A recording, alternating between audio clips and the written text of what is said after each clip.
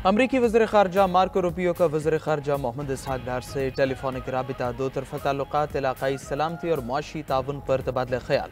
तर्जमान दफ्तर ख़ारजा के मुताबिक वज़ीर ख़ारजा का अमरीका के साथ शराकत दारी मज़ीद मुस्तहकम करने का अज़्म। अमरीकी वज़ीर ख़ारजा का पाकिस्तान के साथ मादनियात, तिजारत और सरमायाकारी में दिलचस्पी का इजहार। मार्को रूबियो ने दहशतगर्दी के खिलाफ जंग में पाकिस्तान की काविशों को सराहा। अफगानिस्तान में अमरीकी फ़ौजी सामान का मामला हल करने पर भी इत्तिफ़ाक़ राय।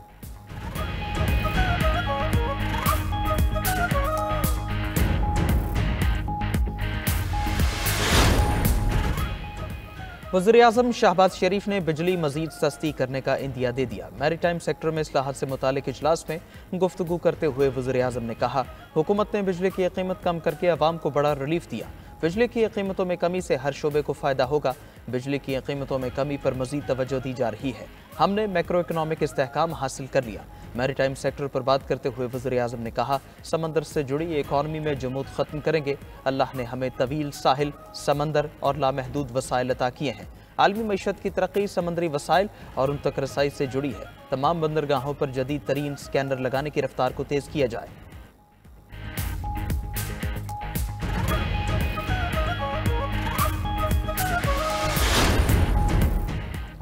ट्रंप की टैरिफ वॉर से दुनिया भर में सरमाया डूबने लगा। बदतरीन खसारे के बाद अरब और एशियाई stock markets crash. Saudi stock market में 500 अरब रियाल का नुकसान। सऊदी बेंचमार्क इंडेक्स में 700 पॉइंट्स की कमी। कुवैत, कतर, बहरीन और ओमान की स्टॉक मार्केट्स में भी बदतरीन गिरावट। ताइवान की स्टॉक मार्केट में 10% कमी रिकॉर्ड। जापानी स्टॉक मार्केट 9% तक गिर गई। हांगकांग स्टॉक एक्सचेंज में 8% तक गिरावट। ऑस्ट्रेलिया 4%, जनूबी कोरिया 4.7%, शंघाई कंपोजिट 6% तक जा गिरी। भारत की मरकजी स्टॉक मार्केट में 2500 पॉइंट्स गिर गए। तज्जियाकारों के मुताबिक आलमी सतह पर यह कोरोना के बाद सबसे ज्यादा मंदी है।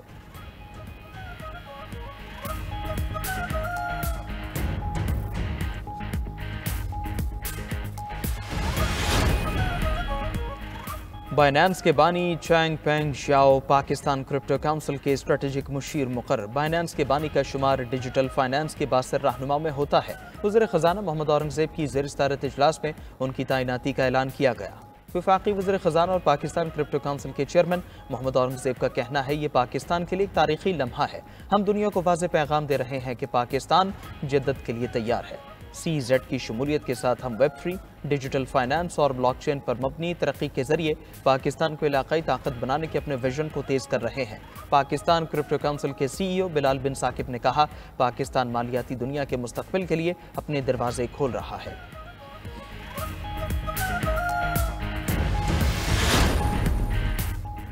नायब वज़ीर-ए-आज़म इसहाक डार की नहरों के मसले पर इत्तेहादियों के तहफ़्फ़ुज़ात दूर करने की यकीन दहानी पार्लियामान में खिताब में बोले, वज़ीर-ए-आज़म ने नहरों के मसले पर कमेटी बनाई है। इस मसले पर मुशावरत जारी है। सिंध के तरक्याती मनसूबों की भी मंजूरी दी जा रही है। मसाइल मिल बैठ कर हल करने पर यकीन रखते हैं। वज़ीर-ए-आज़म की क़यादत में मसाइल पर काबू पा लेंगे। नहरों का मसला सबसे पहले एक्निक में आया था।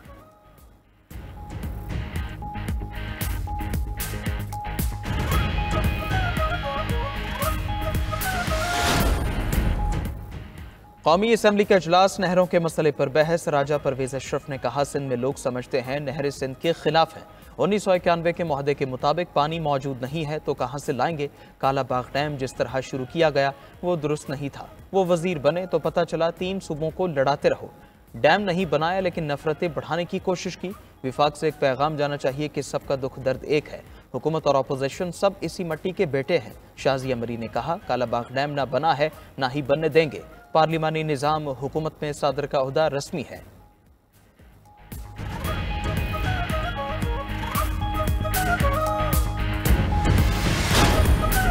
अवाम को नवंबर या दिसंबर तक स्टारलिंक मिल जाएगा। स्टारलिंक को लाइसेंस देने के लिए किसी और कंपनी का इंतजार नहीं हो रहा। वज़ीर IT शिज़ा फातिमा ने कौमी असम्बली में इज़हार ख्याल करते हुए कहा, हमारी ओपन स्काई पॉलिसी है। सेटेलाइट इंटरनेट एक नई टेक्नोलॉजी है। चीन की कंपनी ने भी सेटेलाइट इंटरनेट के लिए दरख्वास्त दे रखी है। रुकन कौमी असम्बली आगा रफ़ीउल्लाह ने सुस्त इंटरनेट का मामला ऐवान में उठाया।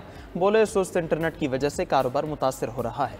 वज़ीर IT कहती है, इंटरनेट पहले से तेज़ हुआ है। अगर इंटरनेट की तेज़ी का यह हाल है तो सुस्त रवि का क्या हाल होगा। स्पीकर कौमी असम्बली सरदार रियाज सादिक ने कहा, इंटरनेट का दिन ब दिन मजीद बुरा हाल हो रहा है। तसल्ली बख्श जवाब आने तक ये सवाल बार बार आता रहेगा।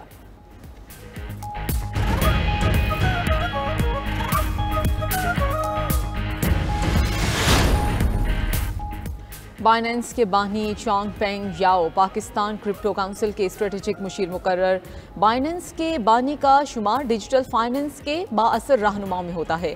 वजीर खजाना मोहम्मद औरंगजेब की ज़ेर सदारत इजलास में उनकी तैनाती का ऐलान किया गया। वफाकी वजीर खजाना और पाकिस्तान क्रिप्टो काउंसिल के चेयरमैन मोहम्मद औरंगजेब का कहना है ये पाकिस्तान के लिए एक तारीखी लम्हा है। हम दुनिया को वाज़ेह पैगाम दे रहे हैं कि पाकिस्तान जिद्दत के लिए तैयार है। CZ की शमूलियत के साथ हम Web3, डिजिटल फाइनेंस और ब्लॉकचेन पर मबनी तरक्की के जरिए पाकिस्तान को इलाकाई ताकत बनाने के अपने विजन को तेज कर रहे हैं। पाकिस्तान क्रिप्टो काउंसिल के CEO बिलाल बिन साकिब ने कहा कि पाकिस्तान मालियाती दुनिया के मुस्तकबिल के लिए अपने दरवाजे खोल रहा है।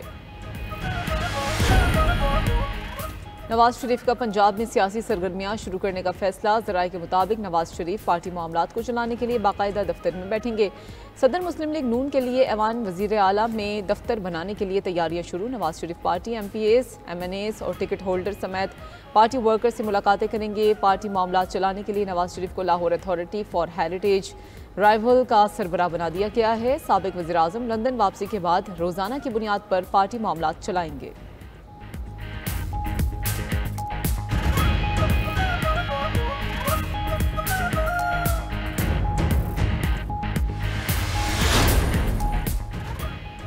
कराची की सूरत हाल पर MQM और पीपल्स पार्टी की लफ्जी गोलाबारी। फारूक सत्तार ने पीपल्स पार्टी से 16 साल हुकूमत का हिसाब मांग लिया।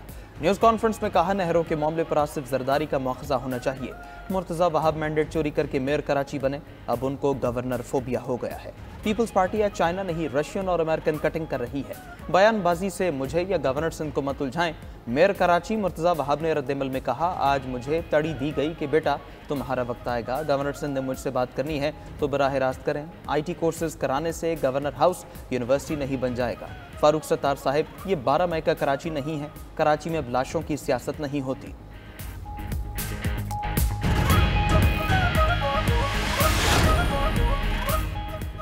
गवर्नर सिंध कामरान टेसोरी का वज़ीर आज़म शहबाज शरीफ को खत। कराची के लिए 100 अरब रुपए ग्रांट मांग ली। गवर्नर सिंध ने खत के साथ मेयर कराची की तरफ से फराहम की गई मंसूबों की फहरिस्त भी भेजी है। गवर्नर सिंध ने खत में लिखा पाकिस्तानी मईशत में कराची रीढ़ की हड्डी है।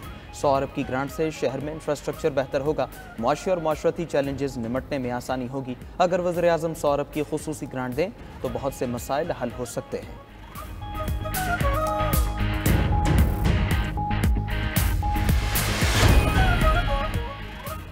ट्रंप का तीसरी बार अमरीकी सदर बनने का ख्वाब पूरा नहीं हो सकेगा। अमरीकी अटॉर्नी जनरल पैम बॉन्डी का कहना है ट्रंप तीसरी मुद्दत के लिए सदर नहीं बन सकते। ट्रंप की सदर के तौर पर यह आखिरी मुद्दत है। ख्वाहिश है ट्रंप 20 साल तक सदर रहे, लेकिन ऐसा मुमकिन नहीं। 22वीं आईनी तरमीम के बाद तीसरी मुद्दत के लिए सदारत का रास्ता बंद हो गया। दूसरी तरफ अमरीकी सदर की मकबूलियत में 4% कमी आ गई। गैलप सर्वे के मुताबिक ट्रंप की मकबूलियत 47% से कम होकर 43% हो गई। माहिरीन के मुताबिक ट्रंप का दूसरा दौर पहले की तरह अफरा तफरी और गैर यकीनी से भरपूर है।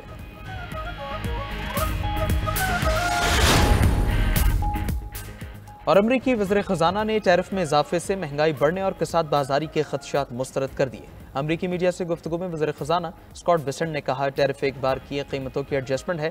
कीमतों के मुसलसल इजाफे और एक वक्ती एडजस्टमेंट में बड़ा फ़र्क है। इससे कबल मुआशी माहिरीन ने महसूलात की वजह से अमरीका में कसाद बाजारी के खदशात बयान किए थे।